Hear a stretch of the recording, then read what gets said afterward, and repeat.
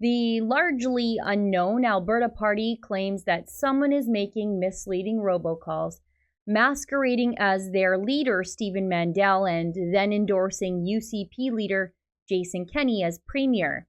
The Alberta Party's only evidence, though, is an anecdotal story from a self-identified Alberta Party supporter. But what really happened here? Well, it's lies and media malfeasance.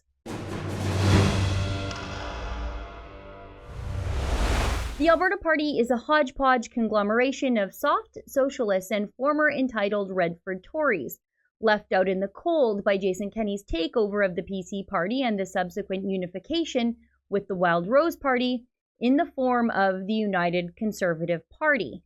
The Alberta Party is highly irrelevant, basically unknown, and polling at anywhere from 7 to 9%, and they may or may not even hang on to the one seat that they do have. Outside of their own campaign volunteers and candidates, they really aren't on anybody's radar, so instead they decided to put themselves on the radar of Albertans in the most embarrassing of ways.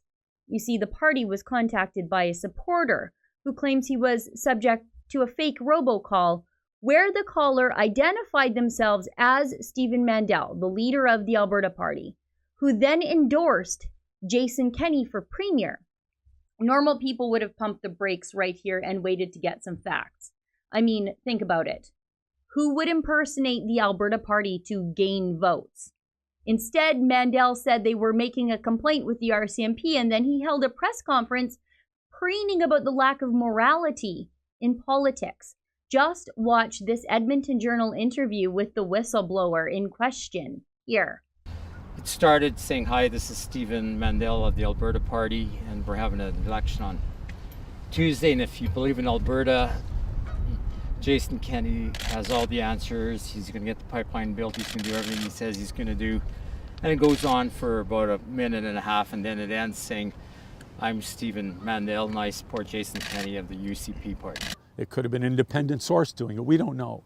But it's gotten to the point where these kind of things become justifiable because the nastiness of these campaigns. So we're here to say that this is going to, we're going to ask the RCMP for an investigation. We're asking Elections Alberta for an investigation and see what happens from there. Now let's read from the story that Global News wrote out on Sunday about the news.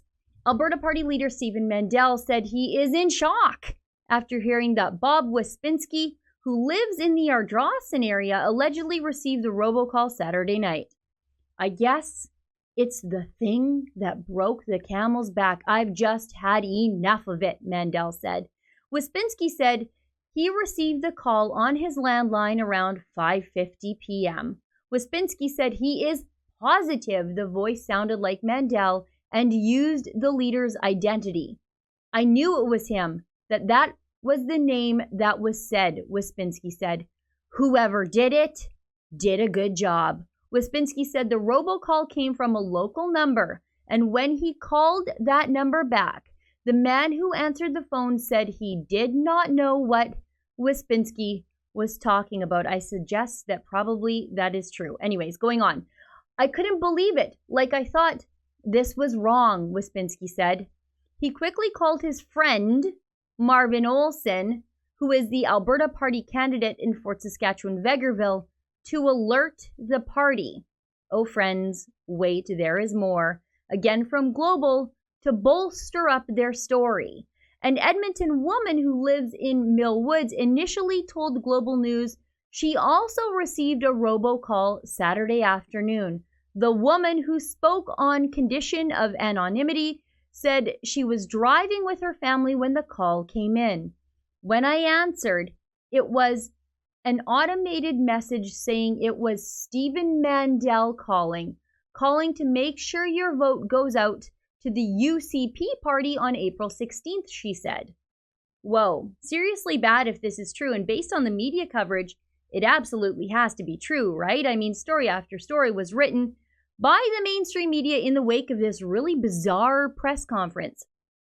CBC reported the fake robocalls as though they had some sort of proof of them happening outside of Mandel and Wyspinski's word for the whole thing. City News also breathlessly reported on how Mandel was calling the police and then Rachel Notley's weaponized elections commissioner with regard to these out-of-control robocalls that totally, completely, obviously happened. CTV News at least put alleged in their headline, so I guess that's a start. Star Edmonton also published a story without a hint of additional investigation about the robocall whatsoever. Now, in the interest of making the younger folks who watch me cringe, as the kids say, these people played themselves. And the moral thing to do in all of this would have been to, just ask an additional question or two of anybody. Because despite how confident this self-identified Alberta Party supporter from rural Alberta is, that wasn't a robocall pretending to be Stephen Mandel. Instead, it was former Conservative Prime Minister Stephen Harper identifying himself as Stephen Harper in a robocall and then endorsing his friend Jason Kenney in the very same robocall. It was very clearly Harper's comforting, nerdy accountant voice. In fact, thousands upon thousands of other people across the province got that very same robocall from the beloved Stephen Harper over the weekend. Kenney-affiliated Twitter account Unite Alberta posted the robocall audio to Twitter. Just listen for yourself. Only Jason Kenney can manage our economy, create jobs, get pipelines built, and stand up to Justin Trudeau. Only Jason Kenney and the United Conservatives can deliver results for Albertans. I have no doubt that Jason has the plan, the team, and the experience to be our next premier. So please join me and the hundreds of thousands of Albertans who have already cast a vote for your local United Conservative candidate in the Alberta election. This whole thing is a serious failure to check yourself before you wreck yourself. A single ounce of skepticism from anybody involved in any of this could have saved a lot of people a lot of embarrassment. The other woman, that other self-identified Alberta Party whistleblower, after first complaining to Mandel and then the media about this misleading robocall purporting to be Mandel endorsing Harper, eventually went back to re-listen to her voicemail, and lo and behold, she discovered the call was indeed from Stephen Harper. Oopsie daisy. And despite the ongoing insistence by both the Alberta Party and this Alberta Party supporter that they were somehow the victims of a fake robocall, they aren't even participating in the investigation of it. Matt Solberg, the Director of Communications for the United Conservative Party, and of course, like the person in charge of robocalling, has offered to check the number the Alberta Party says robo-dialed them against the one they used for their Harper call, but Solberg says the Alberta Party has not taken him up on the offer. Now, Global News, to their credit, did update their story with a correction, but that wouldn't have been necessary if they had even a fleeting moment of journalistic curiosity inside of them at all.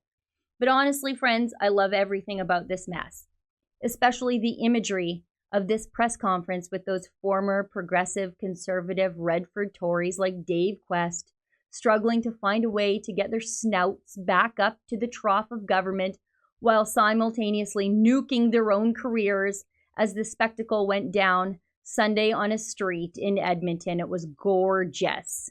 Now, the whole story has completely fallen apart, as you can hear with your own ears, and yet neither Mandel, the Alberta Party, the whistleblower fellow with the short attention span and the bad ears, nor the media party who helped all of them create this disaster are apologizing for their malfeasance and bumbling. Am I shocked that the media would attend this crazy press conference and then repeat the words of this Alberta Party crank as though it were, the Gospel of Mark? Not one bit. Am I shocked that a former Redford loyalist Tory like Stephen Mandel would set aside all of his critical thinking to make a complete and total joke of himself on the eve of an election, all the while lecturing people about civility in politics? Not one bit. Am I surprised that all of this blew up in their faces in the age of social media? Am I surprised that nobody involved here has bothered to apologize for wasting the police's time in spreading rumors about criminality that never happened at all? Of course I'm not surprised. It's absolutely everything I would expect from progressives and the media. They just want Jason Kenney and the UCP to be criminals so badly that they just showed the world how truly malicious they really are. This whole pathetic story has actually been the perfect bookend for this whole pathetic election campaign filled with lies, stupidity, and character assassination, and the quote-unquote unbiased professional media types either completely flubbing stories because they're just plain awful, or setting aside their own skepticism for the sake of pushing a deranged anti-conservative narrative at all costs, in this instance, including their own reputation. In fact, the only thing I find shocking in all of this is that there was an Alberta Party supporter in Ardrossan, Alberta, but I guess you learn something new every day. For the Rebel.media, I'm Sheila Gunn Reid. You know, I'm just as sick of the fake news and the uncritical reporting about Rachel Notley as you are, and that's why I wrote my new book. It's called Stop Notley, and in it I make the case for throwing out the NDP. To get my new book, go to stopnotley.com.